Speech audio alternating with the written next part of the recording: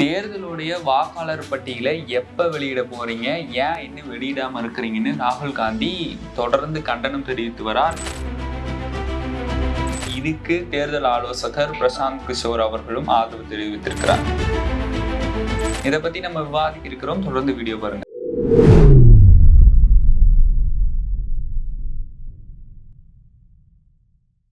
கோபாசை நண்பர்களுக்கு வணக்கம். நானும் உங்கள் சின்னது அரசியல் தொடர்ந்து பேசுவோம், உண்மையை உறக்க சொல்வோம். தற்பொழுது இந்திய அரசியல் சூழல்ல மிக பிரம்மாண்டமா பேசிட்டு இருக்கிறது இந்த தேர்தல் மோசடி விஷயம்தான். இதுக்குதான் ராகுல் காந்தி அவர்கள் இந்தியன் எக்ஸ்பிரஸ்ல ஒரு கட்டுரையா வெளியிட்டு இருந்தாரு. வெறுமனே வாய் பேச்சு என்னைக்குமே செல்லாதுன்னு உங்களுக்கே தெரியும். அதனால தகுந்த ஆதாரங்களுடன் ஒரு கட்டுரையை இந்தியன் எக்ஸ்பிரஸ்ல வெளியிட்டு இருந்தாரு. அது குறித்து பலரும் பல பத்திரிகையாளர்களும் சமூக ஊடகங்கள்ல பல விவாத பொருளா மாறி இப்ப அதுக்கு ஒரு முடிவு கட்டும் விதமா தேர்தல் ஆணையம் ஏதேனும் நடவடிக்கை எடுத்திருக்கிறார்களா அப்படிங்கறத நம்ம பார்க்கலாம். ஏற்கனவே நேத்து கூட வலியுறுத்திருந்தார், 5 மணிக்கு மேல தேர்தல் நடந்திருக்கும் இல்லையா, அதனுடைய சிசிடிவி ஃபுட்டேஜை வெளியிடுங்க. அது மட்டும் இல்லாம ஹரியானா, மகாராஷ்டிராவில் நடந்த தேர்தலுடைய வாக்காளர் பட்டியல்களை புகைப்படத்துடன் டிஜிட்டல் முறையில நீங்க பதிவேற்றுங்க அப்படின்னு சொல்லியிருந்தாரு. இதுக்கு தேர்தல் ஆணையம் எந்த பதிலுமே தெரிவிக்காம இருந்திருந்தாங்க. தொடர்ந்து பிரதான எதிர்கட்சி தலைவராக இருக்கக்கூடிய ராகுல் காந்தி அவர்கள் தொடர்ந்து கேள்வி எழுப்புறாரு அப்படின்னு சொல்லிட்டு அதுக்கு பதிலடி கொடுக்கணுமே அப்படின்னு தேர்தல் ஆணையம் என்ன சொல்லியிருக்கிறாங்கன்னா, நாங்க புகைப்படங்களுடன் கூடிய வாக்காளர் பட்டியலை வெளியிடுறோம் அப்படிங்கிற மாதிரி சொல்லியிருந்தாங்க.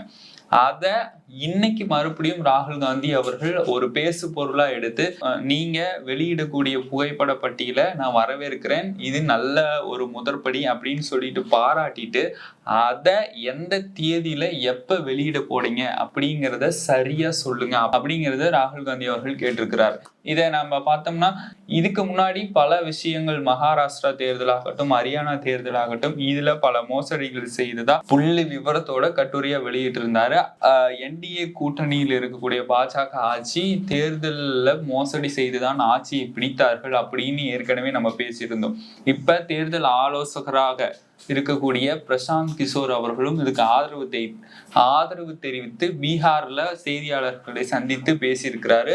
என்ன பேசினாருன்னா, பிரதான எதிர்கட்சி தலைவராக இருக்கக்கூடிய, மக்களால் தேர்ந்தெடுக்கப்பட்ட மக்களவை தலைவராக இருக்கக்கூடிய ராகுல் காந்தி அவர்கள் இதுல சந்தேகப்பட்டு, தேர்தல் ஆணையத்தின் மீது சந்தேகப்பட்டு பல கேள்விகளை எழுப்பியிருக்கிறாரு. அதுக்கு தேர்தல் ஆணையம் எந்த பதிலுமே சொல்லாம இருக்குது.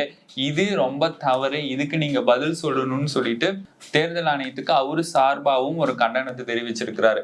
இப்ப பார்த்தோம்னா அவரு சொன்ன விஷயத்திலிருந்து நம்ம எடுத்துக்கிட்டோம்னா அவர் என்ன சொல்லியிருக்கிறாருன்னா, மக்கள் நம்பி அந்த இவிஎம் இயந்திரங்களை நம்பி யாருக்கு வாக்களிக்கிறோம் அப்படிங்கிறத நம்பி மக்களாக்கிய நம்ம ஒரு தலைவர் வரணும்னு நினைச்சிட்டு ஓட்டு போட்டிருப்போம். ஆனா வரக்கூடிய ரிசல்ட் வேற மாதிரி இருக்கிறது ரொம்ப தவறானது. இது ஜனநாயகத்துக்கே பாதிப்பு ஏற்படுத்தும். தேர்தல் ஆணையத்துக்கு மேல தேர்தல் ஆணையத்தின் மீது மக்களுக்கு தொடர்ந்து சந்தேகம் இருந்தா இது ஜனநாயகத்துக்கே ஆபத்தா போயிடும். அப்புறம் எப்படி மக்கள் நம்பி வாக்களிப்பாங்க? இதுக்கு தேர்தல் ஆணையம் இதற்கான பதில தெரிவிக்கணும் அப்படின்னு பிரசாந்த் கிஷோர் அவர்களும் அவருடைய தரப்பு வாதத்தை வச்சிருக்கிறாரு. இது மட்டும் இல்லாம இந்த தேர்தல் தொடர்பான விவகாரங்களை குறித்து இந்தியாவுல மிகப்பெரிய விவாத பொருளா மாதிரி எல்லா மாநில தலைவர்களும் கட்சி தலைவர்களும் தொடர்ந்து ராகுல் காந்தி அவர்களுக்கு ஆதரவு தெரிவிச்சுட்டு வராங்கன்னு சொல்லலாம். அவரு வெளியிட்ட புள்ளி விவரத்துல முக்கியமான ஒரு விஷயத்தை மட்டும் நான் பதிவு பண்ணிக்கிறேன். 2019 சட்டமன்ற தேர்தல் நடக்கின்ற பொழுது தேர்தல் வாக்காளர் பட்டியலோட எண்ணிக்கை 8,98,00,000 பேர் இருந்தாங்க அப்படின்னு சொல்லப்படுது. அதுவே 2024 வரக்கூடிய மக்களவை தேர்தல்ல 9,29,00,000 உயர்ந்திருக்கு. அது கிட்டத்தட்ட ஒரு 4 வருஷத்துல 31,00,000 பேர் உயர்ந்திருக்கிறாங்க அப்படிங்கிற மாதிரி சொல்லியிருந்தாங்க. அதே 2024 சட்டமன்ற தேர்தல் நவம்பர் மாசத்துல நடக்குது. அப்ப 9,70,00,000 வாக்காளர்கள் உயர்ந்திருக்கிறாங்க. இது எப்படி சாத்தியமானது? இது நியாயமானது கிடையாது, வெளிப்படையான தன்மை கிடையாது. அதாவது 5 ஆண்டுகள்லயே 31,00,000 வாக்காளர்கள் தான் உயர்ந்திருக்கிறாங்க. வெறுமனே 5 மாதத்துல எப்படி 41 லட்சம் வாக்காளர்கள் உயர்ந்தாங்க, இது நியாயமானது கிடையாதுன்னு அவர் தரப்பு வாதத்தை தெரிவிச்சார். அது மட்டும் இல்லாம மாலை 5 மணிக்கு மேல, மாலை 5 மணி வரைக்கும் வெறுமனே 58% வாக்கு தான் பதிவாயிருந்தது. அதுக்கு மேல தேர்தல் வாக்குப்பதிவு முடிந்ததுக்கு அப்புறம் 60க்கும் மேற்பட்ட வாக்கு சதவீதம் வந்ததா தெரிவிச்சிருந்தாங்க. இதனாலதான் ராகுல் காந்தி அவர்கள் இந்த வெற்றி இந்தியா கூட்டணி தான் வெற்றி பெறும் அப்படின்னு பெரும்பாலும் மக்களால் எதிர்பார்க்கப்பட்டது.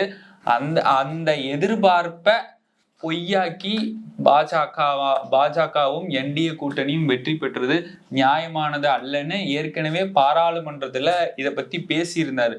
அதுக்கப்புறம் யாரும் இதை பத்தி கண்டுக்கல. இப்ப தேர்தல் நெருங்கிட்டு இருக்கு. பீகார்ல தேர்தல் நெருங்குது, தமிழ்நாட்டுல நெருங்குது, இந்த மாதிரி ஒரு சில மாநிலங்கள்ல தேர்தல் நெருங்குது இல்லையா?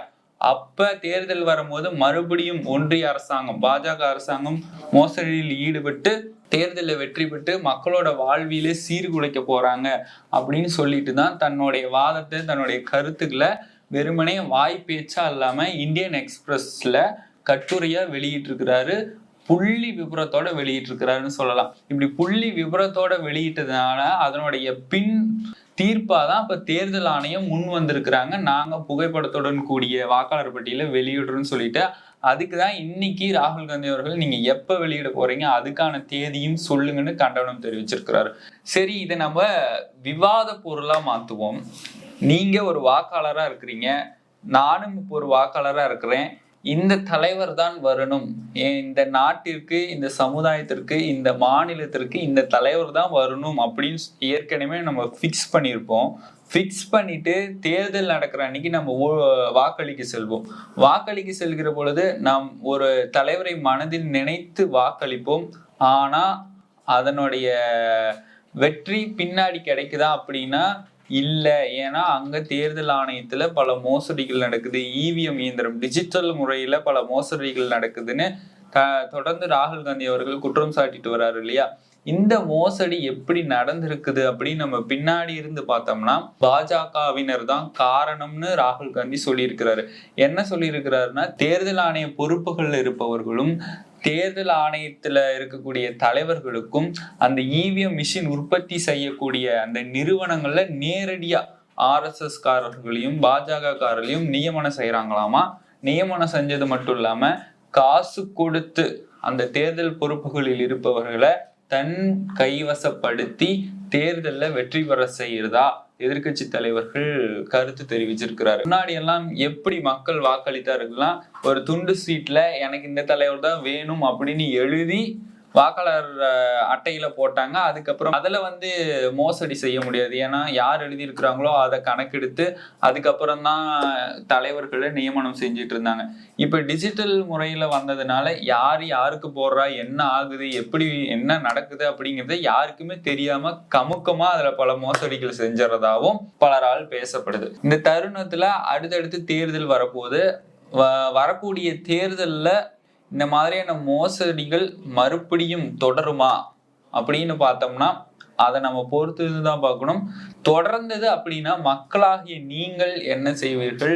அப்பவே அவங்கள உச்ச நீதிமன்றத்தின் முன்னாடி நிறுத்தி தேர்தல்ல மோசடியில ஈடுபட்டிருந்தா அவங்களுக்கு தகுந்த தண்டனையும் வழங்கணும் அப்படிங்கிறது சமுதாயத்துல எதிர்பார்க்கக்கூடிய ஒரு கருத்து தான். இப்ப மோசடியின் மூலமாக வெற்றி பெற்றது என்னைக்குமே நிலைக்காதுன்னு சொன்னாலுமே அந்த வெற்றியின் மூலமாக பல ஊழல்களை, பல குற்றங்களை செய்து கொண்டிருக்கிறார்கள்.